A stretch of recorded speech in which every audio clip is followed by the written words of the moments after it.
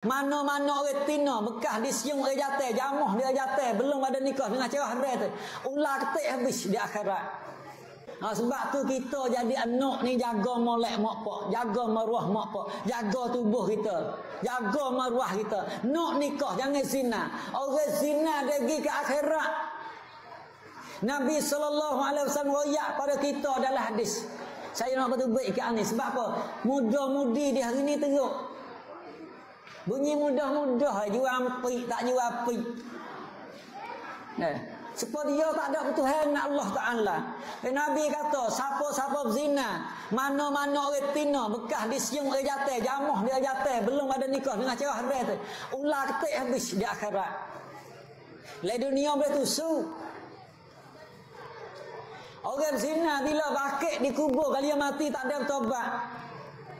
Kemaluan dia busuk jerit habis sutai kubur. Dunia ni kita tusuk. Boleh tusuk dalam dunia. Bakit kubur tusuk tak boleh.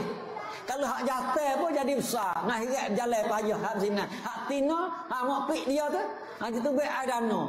Berjerit habis orang busuk. Ni orang zina. Saya tak ada kata, saya royak mudah-mudahan kita berasa takut selamat diri kita. Kalau nak kita nikah, tak ikut seorang dua, ikut dua tiga, ikut empat lah, ikut mulah. Tak ada surga. Jangan mengaruh. Punah betul ni kita. Punah. Dahsyatnya. Orang zina ni. Allah Ta'ala beri pada dia 3 perkara orang zina.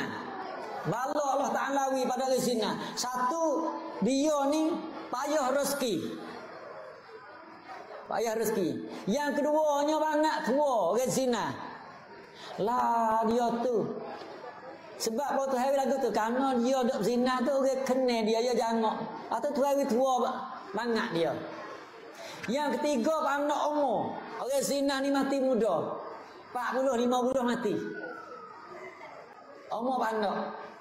Kalau mati dia tobat, alhamdulillah. Kalau mati tak ada tobat, la haula wala quwata illa billah.